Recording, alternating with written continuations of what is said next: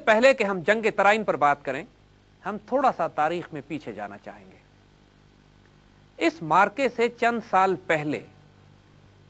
اجمیر کے علاقے میں، جو کہ راجستھان کے صوبے میں واقع ہے، یہ تمام وہ علاقے ہیں کہ جو پرتھوی راج چوہان کے زیر کنٹرول تھے۔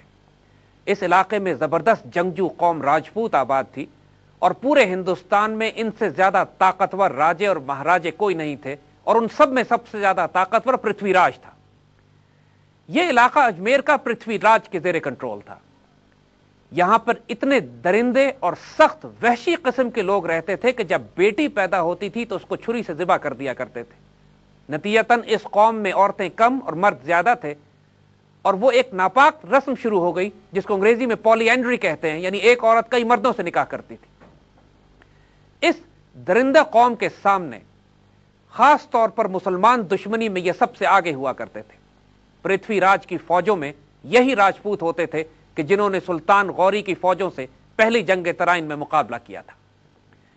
ایسے علاقے میں جہاں وحشی جانور آباد ہوں، یہ وحشی قوم آباد ہو، اور ہندوؤں میں جادو کی کثرت ہو، اس جنگل و بیابان میں ایک درویش فقیر آ کر آباد ہوتا ہے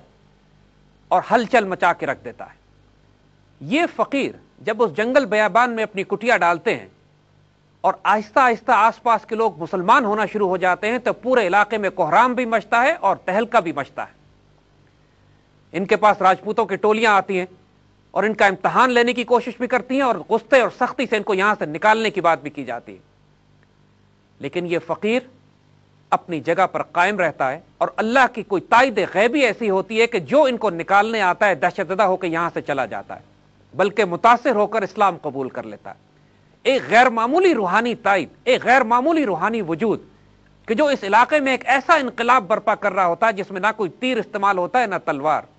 اور صرف ایک فقیر اپنے روحانی وجود کی برکت سے اس علاقے میں اسلام پھیلانا شروع کر دیتا ہے۔ جب اسلام کے تیزی سے اس علاقے میں پھیلنے کی خبر پرتھوی راج چوہان تک پہنچتی ہے تو وہ آگ بگولا ہو جاتا ہے، اور وہ ہر ممکن کوشش کرتا ہے کہ کسی طریقے سے اس فقیر کو یہاں سے نکال دیا جائے۔ مگر پرتھوی راج کی ماں ایک سمجھدار عورت ہوتی ہے، اس کو ہندو جوتشیوں نے اور نجومیوں نے یہ اطلاع کی ہوتی ہے کہ ان کے علاقے میں ایک بہت بڑے بزرگ نے آنا ہے، اور اگر کوئی ان بزرگ کی توہین اور بے عزتی کرے گا تو اس کے نتیجے میں پوری سلطنت تباہ ہو جائے گی، اور جو ان بزرگ کی عزت کرے گا اس کو دنیا میں عزت ملے گی۔ وہ عورت جب تمام احوال کی تفتیش کرتی ہے تو جان جاتی ہے کہ یہی وہ بزرگ ہیں کہ جس کے آنے کی اطلاع اس کو دی گئی تھی۔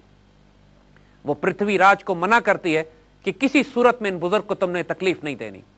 لیکن پرتھوی راج اپنے غم و غصے میں، اپنی شدت میں، اپنے تعصب میں اور نفرت میں جو اس کو مسلمانوں کے ساتھ تھی، کوئی موقع ایسا ضائع نہیں کرتا کہ جس میں اس فقیر اور اس کے ساتھیوں کو اذیت نہ دی جائے۔ یاد رکھیے گا، یہ وہ وقت تھا کہ جب مسلمان فوجیں ہندوستان میں تھی ہی نہیں۔ یہ تمام علاقے کٹر ہندو راجپوت علاقے تھے، اور کسی قسم کی کوئی پولیٹیکل، اکنامک اور ملٹری مسلم اتھارٹی اس علاقوں میں وجود نہیں رکھتی تھی۔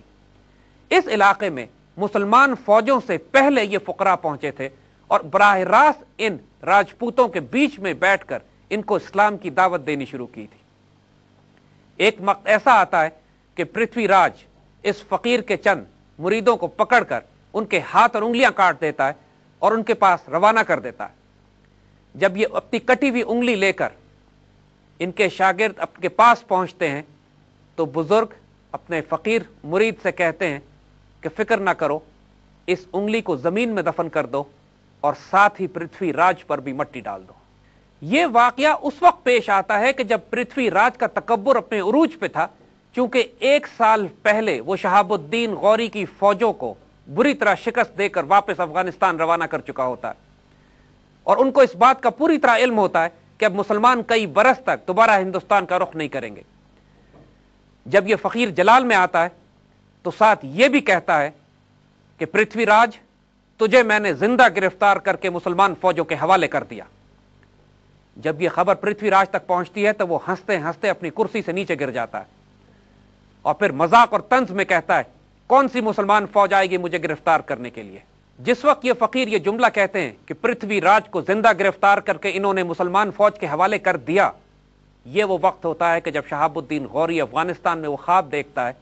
کہ جس میں ایک فقیر آ کے اس سے کہتے ہیں کہ ہندوستان تمہیں دے دیا گیا ہے، آؤ اس پر قبضہ کر لو۔ اور شہاب الدین غوری تمام غور و فکر کے بعد اپنی فوجوں کو لے کر تریانہ کے میدان میں دوبارہ پہنچتا ہے۔ یہ وہ فقیر کہ جو خواب میں آ کر جنہوں نے شہاب الدین غوری کو نصیحت کی اور ایک جلال میں پرتھوی راج کو